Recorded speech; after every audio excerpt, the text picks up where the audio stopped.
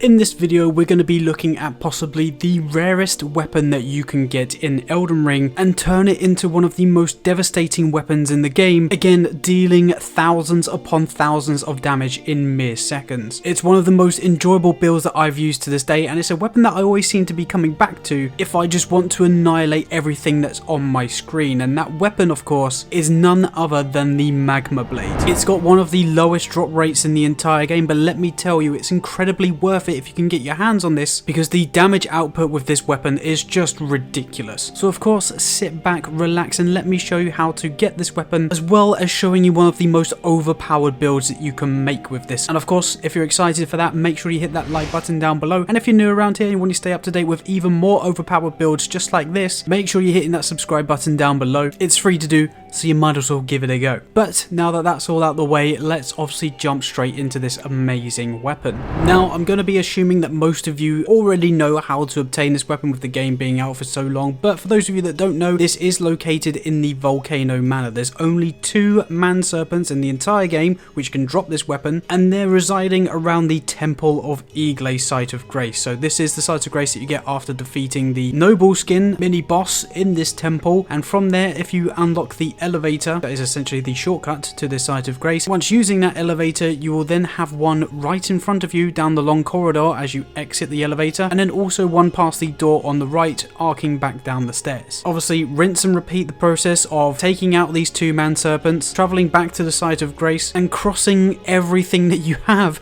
that this weapon is going to drop, because it has a 0.5% base drop rate. So if you are looking to get this weapon, I highly suggest that you put as much as you can into Arcane to boost your item discovery, and also bring items like the Silver Scarab Talisman and the Silver Pickled Foul Foot to boost your item discovery even more, giving you more of a chance to obviously get this weapon. On average, it normally takes me about 15 or 20 runs defeating both of the man serpents to try and just get one of these weapons, so you could potentially be here for an hour or so. Most of you are lucky sods out there, and I always see in the comments that you got these things first try, so if that is you, I hate you. I don't really, I just hate the fact that you can get them straight off the bat and it takes me 2 hours, okay? And if you did get this thing first time, by all means gloat in the comments down below, because I know I would be. Whether it takes you 1 try or 20 tries, once you've got this weapon, you really do have an absolute monster in your inventory, because this thing can do astronomical amounts of damage to pretty much anything in the entire game. It has a really unique Ash of War called the Magma Shower that basically spins yourself round, spraying hot lava all across the floor while still damaging enemies with the blade itself, dealing continuous damage with the lava that's on the floor, and also every now and again hitting them with the blade, dealing larger amounts of stance damage as well in the process. So naturally, when you have 2 of these things in your hand, it can be quite a deadly combo. I'm also just going to throw up these stats on screen for you, and again, as always, it's a level 150 build. So with this one, we've again got 50 vigor,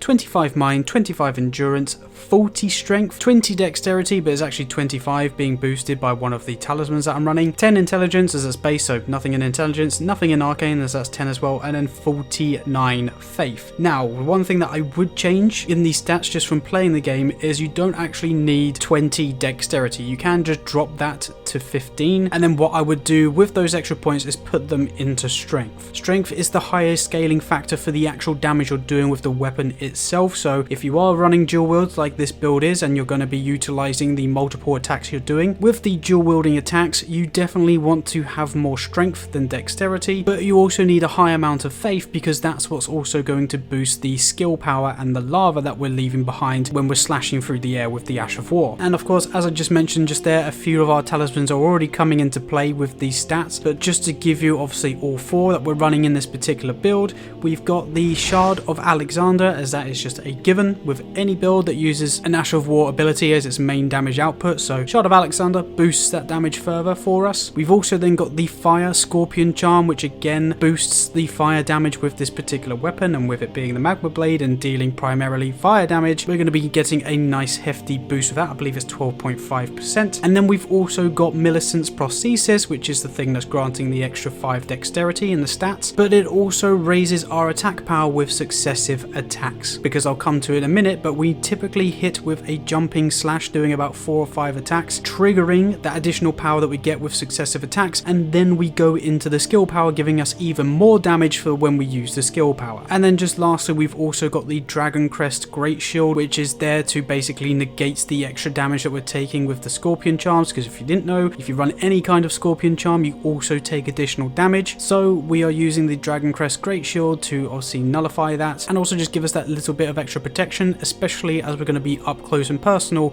with pretty much everything that we're up against. But obviously, just to boost the damage output even more, we can also use the Wonder Physic. We are in fact running the Flame Shrouding Crack tier along with the Stone Barb Crack tier to increase our stance damage that we're dealing against enemies as well. So obviously for the Flame Shrouding Crack tier, that temporarily boosts fire attacks, and so essentially we're getting the same added boost as we do with the Fire Scorpion Charm once again with this particular crack tier. And as I mentioned, the Stone Barb Crack tier is there to boost our poise damage that we're doing against our enemies, allowing for multiple critical hits when using the Ash of War specifically as well. And then of course with the higher amount of faith, you can also run all sorts of different incantations. If you want to keep the same theme around fire and flame, you of course can use the different flame incantations in the game, such as the Flame of the Fell God, Giant's Flame Take, the O Flame, Fireball, those kind of things as well, or even the Black Flame incantation if you want to include those as well. So maybe another way to optimize this build for your kind of playstyle, if you do want to heavily delve into incantations, you could say maybe swap out obviously some of those points in Dex and put them into Mind, and maybe take out Millicent's Prosthesis and put a different incantation talisman on to obviously boost the power of these. But essentially the two incantations that you definitely want to be running either way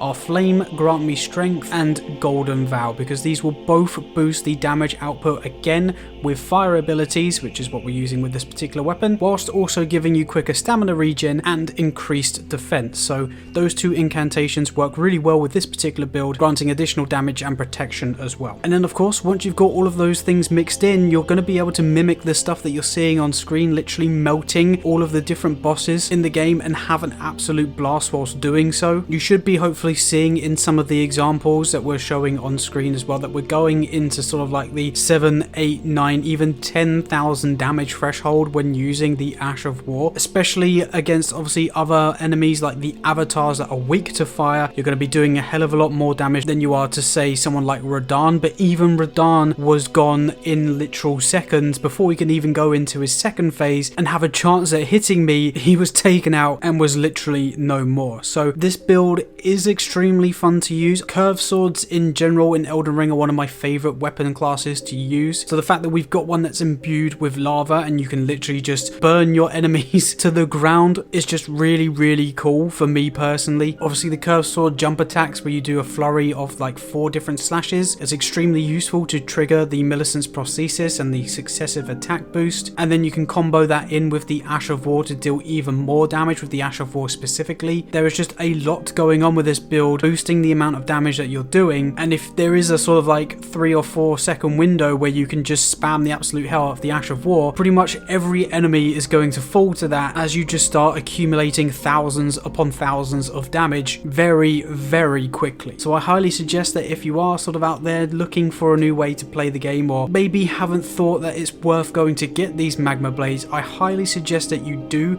because it genuinely is worth it. I know it sounds a bit damning with it only being a 0.5% drop rate, but even worst case scenario, if it's not going to drop for a little while, you're not really going to be there for much more than like say an hour or so, even just to get your hands on one of these. So yeah, if you haven't got them, definitely go and get them, because you're going to have a ton of fun and it's totally going to be worth it. But yeah, that is essentially everything that I need to say about this fantastic weapon, guys. Hopefully you have enjoyed this particular video. I know that we're covering a lot of overpowered builds at the moment, so if there are any other weapons you want to see or particular builds, maybe even like a top 5 of the most fun builds that we can use for the run up until the DLC releases, I have no problem with doing that. So if that's something you want to see, let me know in the comments down below. And whilst you're down there, don't obviously hesitate to let me know if there's any other ways to make this build even better than what we're seeing on screen, because I know I'm not the absolute best at Elden Ring and the gameplay's probably showing that, so there's probably something that I've missed. So don't be afraid to let us know in the comments if there is ways to make this build better. But I believe that is everything, so thank you so much again guys for watching. I really do appreciate all your support, and I will catch you in the next video of whatever it is that we make. Bye bye.